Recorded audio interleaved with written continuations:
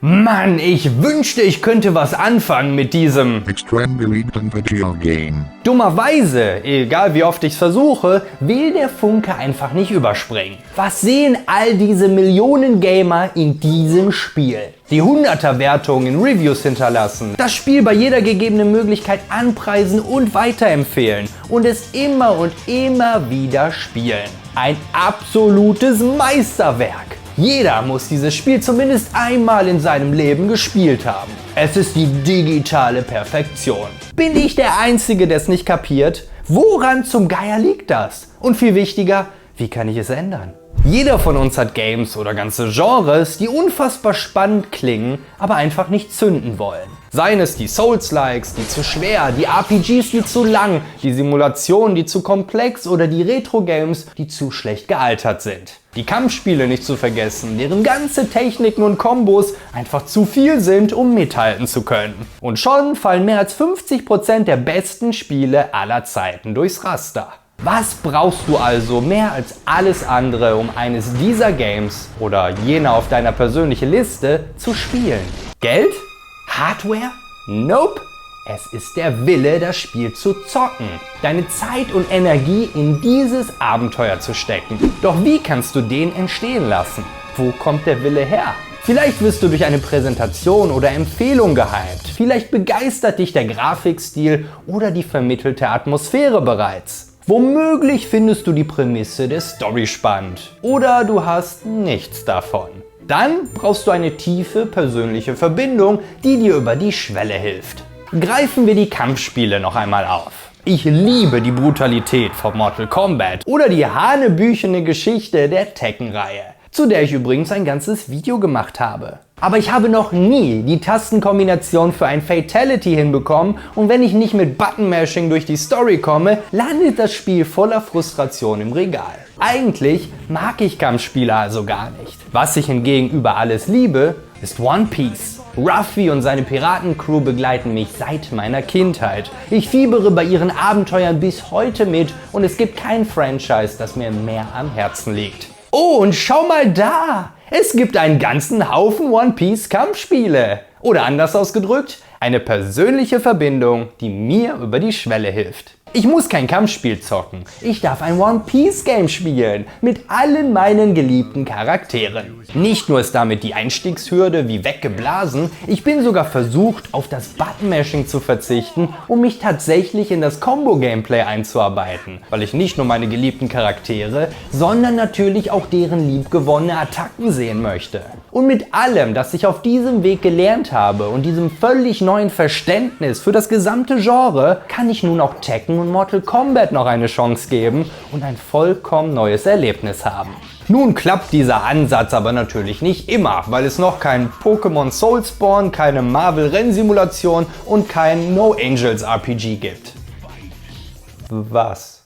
Der nächste Schritt ist, einen seichten Einstieg zu finden. Wenn die Spielzeit eines Persona 5 dir zu gewaltig ist für solch ein Experiment, such dir ein gutes Rollenspiel, das kurz ist. Wenn dir all die Einstellungsmöglichkeiten und Feinheiten in Gran Turismo über den Kopf wachsen, such dir eine Simulation, die nicht ganz so weit geht. Wenn die Ocarina of Time zu wenig moderne Komfortfunktionen mitbringt, gleiche sie mit den Funktionen eines Emulators aus oder greif zu einem Remaster. Egal, ob du dich in Metroidvanias immer verläufst, dir Hack and Slash zu stumpf ist oder du es albern findest, auf deinem Bildschirm Karten zu spielen. Du bist nicht der Erste mit diesen Gedanken und höchstwahrscheinlich gab es auch schon Entwickler, die es ähnlich sahen und etwas dagegen tun wollten. Selbst ins Souls-like-Genre kann man sich hineintasten, indem man den Reiz der Herausforderung in einem anderen Spiel lernt. Celeste oder Ghost Runner sind beide nicht weniger schwer als ein Dark Souls, stellenweise vielleicht sogar noch knackiger. Die wegzulegen fiel mir aber deutlich schwerer. Der Grund dafür ist der Unterschied zwischen der Herausforderung, den Tod in einem Spiel zu vermeiden, und der Bestrafung dafür, wenn einem das nicht gelingt. Spiele wie Bloodborne oder Hollow Knight können schnell frustrieren, weil sie einen immens für eine Niederlage bestrafen und teils meilenweit zurückwerfen. Nicht nur muss man dann den gesamten Weg wieder zurücklaufen, sondern auf dem Weg auch ein weiteres Mal denselben Gefahren trotzen, die einem dieses Mal bereits noch eher zum Verhängnis werden können. Sprich, nicht nur ist die Herausforderung extrem hoch, Die Bestrafung ist es ebenfalls. Ghost Runner zum Beispiel hat zwar auch eine immense Herausforderung, die deine Reflexe ans Limit treiben, gleichzeitig aber so gut wie keine Bestrafung. Du bemerkst kaum, dass dein Cyborg-Ninja gestorben ist und schon bist du wieder ohne Ladezeiten im Spiel, um es erneut zu versuchen. Wobei die einzelnen Abschnitte so kurz sind, dass du kaum mehr als ein paar Schritte zurückgeworfen wirst. Dasselbe gilt für Celeste, in dem jeder Bildschirm nicht nur eine eigene Herausforderung, sondern auch ein eigener Checkpoint ist. Doch nicht nur das, solche Spiele oder auch andere Beispiele wie Cuphead oder Doom Eternal bringen eine ausgetüftelte Lernkurve mit, die dich sachte in die Spielmechaniken einführen und dir alles beibringen, das du brauchst, sodass du weißt, dass du alles kannst und hast, das für die nächste hartnäckige Herausforderung vonnöten ist. Du es nur noch richtig umsetzen musst. Die Kombination dieser Systeme ist die beste Methode, um in schwere Spiele hineinzufinden und tatsächlich Gefallen an der Herausforderung zu finden, sodass man diese neu gewonnene Leidenschaft schließlich auch in ein Dark Souls oder Sekiro mitnehmen kann. Eine letzte Methode, die ich dir noch mit auf den Weg geben kann, um in ein unliebsames Spiel oder Genre hineinzufinden, ist das Hineinversetzen. Sowohl in die Entwickler als auch in die Fans. Wenn du das rundenbasierte Kampfsystem von Persona nicht magst, die langen Reitwege in Red Dead Redemption oder die Grafik von Silent Hill, wenn du also genau weißt, welche Elemente eines Spiels dich stören, finde heraus, warum Fans des Games genau das lieben. Wegen den unzähligen taktischen Möglichkeiten, den Zufallsbegegnungen, die ausgelöst werden können, oder den Umgebungen und Kreaturen, die man nicht klar erkennen kann und die dadurch unheimlicher werden. Kannst du ihre Begeisterung jetzt vielleicht besser nachvollziehen, wo du konkrete Reibungspunkte verglichen hast? Ist es eine Begeisterung, in die du mit dem Verständnis jetzt auch hineinfinden kannst?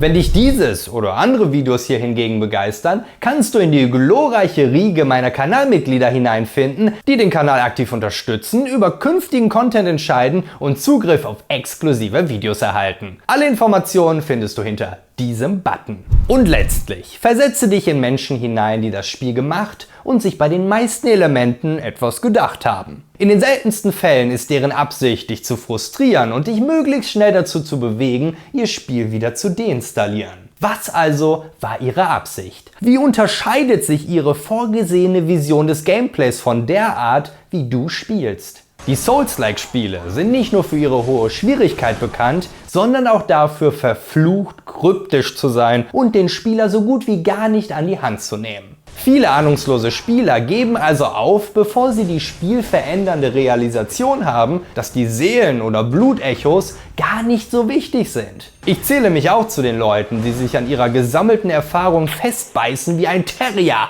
Und wenn ich ein paar tausend davon durch eine Niederlage verliere, hält mich nichts und niemand davon ab, sie schnellstmöglich zurückzuholen.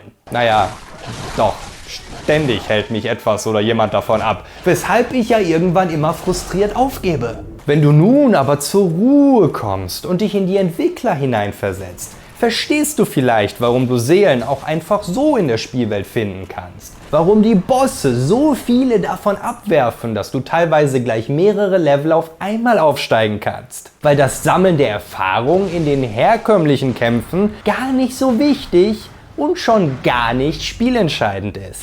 Für viele Souls-Spieler ist das zweite Sterben vor dem Zurückholen der verlorenen Seelen ein Befreiungsschlag, der den Punkt markiert, an dem man nichts mehr zu verlieren hat, weshalb man nun eben auch keine Angst mehr haben muss und unbeschwert erkunden kann. Genau das, wofür die Entwickler die Spielwelt ausgelegt haben. Warum haben Spiele wie Majora's Mask, Persona, Fallout 1 und Dead Rising eine unbarmherzige Deadline, die dir im Nacken sitzt und dich abschreckt, weil du so nicht in Ruhe erkunden kannst und ein Fehler dich vielleicht vom eigentlichen Ende ausschließt? Wäre es ein besseres Spiel ohne Zeitlimit oder hat es tatsächlich einen Effekt auf das Erlebnis, das es einzigartig und unvergesslich macht? Ist es nicht unfassbar nervig, dass die Waffen in Breath of the Wild ständig zerbrechen? Lädt es dich aber nicht auch dazu ein, ständig neue Waffen auszuprobieren und dich mit deinen Ressourcen auseinanderzusetzen? Warum sind die Angriffe in Monster Hunter so verflucht langsam? Vielleicht damit sie jeder Aktion eine Gewichtung und Relevanz verleihen und sich damit realer anfühlen als das Buster Sword, das wie eine Feder durch die Luft surrt? Ist es wirklich notwendig, dass man in Death Stranding so lahmarschig unterwegs ist und dann auch ständig die Balance halten muss, wenn man ins Stolpern gerät?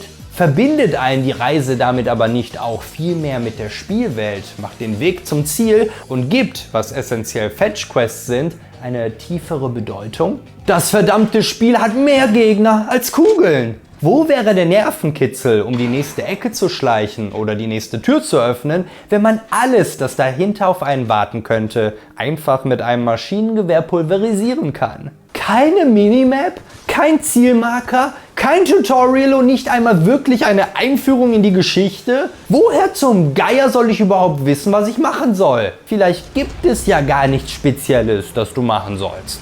Womöglich hast du mehrere Möglichkeiten. Vielleicht ist die Story so dünn, weil es darum geht, deine eigene zu schreiben. Mit eigenen Motivationen, Entscheidungen und Erfahrungen, die nur du genauso erleben wirst. Oh, jetzt muss ich schon wieder darauf warten, dass die Sonne untergeht und der Tag vorbei ist, bis ich vernünftig weiterspielen kann. Was soll der Mist? Mag es sein, dass das einfache Weiter- und Durchspielen nicht unbedingt die Absicht des Spiels ist? Dass man dir vielmehr ein Gefühl von Zeit und Rhythmus vermitteln möchte, von dem Leben in dieser Welt. Dass es womöglich noch mehr zu entdecken und zu tun gibt als die nächste Hauptmission? Das System lässt sich wirklich auf jedes Spiel anwenden, das dir Schwierigkeiten bereitet, und Games sind gerade ein so einzigartiges Medium, weil sich der Inhalt aktiv verändert, je nachdem, wie du damit interagierst. Du wählst zu Beginn eine andere Rolle, pflegst die soziale Verbindung mit anderen Charakteren, gehst eine andere Route und nimmst andere Quests an und schon hast du ein völlig anderes Erlebnis als ich. Es gibt nicht nur die Spielweise, die dich so frustriert und auch nicht nur jene, die Hardcore-Fans so begeistert. Aber höchstwahrscheinlich gibt es die, die zu dir passt und dich das Spiel genießen lässt. Und falls nicht, falls auch all das keine Wirkung zeigt, dann ist das auch nicht schlimm. Menschen sind so verschieden wie Videospielgenres. Wir können nicht alle dasselbe mögen und das ist okay. Selbst wenn du verstanden hast, was ein Top 100 Game so großartig macht, bedeutet das nicht, dass dir das Spiel Spaß machen muss und schon gar nicht, dass du dich nun zwingen sollst, es zu mögen. Vielleicht findest du in ein Spiel hinein, verstehst die Begeisterung, lässt dich anstecken und verlierst irgendwann dann doch wieder den Willen zu spielen. Dann liegt es nicht mehr daran, dass du die Essenz dieser Spiele nicht kapiert hast, sondern dass diese Essenz es für dich einfach nicht wert ist, weiter verfolgt zu werden. Und auch das ist okay. Mehr kannst du nicht tun, außer das Spiel nun endlich reinen Gewissens ruhen zu lassen. Wenn du ein generelles Motivationsproblem mit dem Zocken hast, das sich nicht nur auf spezielle Spiele bezieht, helfen dir vielleicht die Tipps in diesem Video weiter. So wie meine Kanalmitglieder mir mit ihrer Unterstützung immens bei der Produktion meiner Videos helfen. Vielen Dank!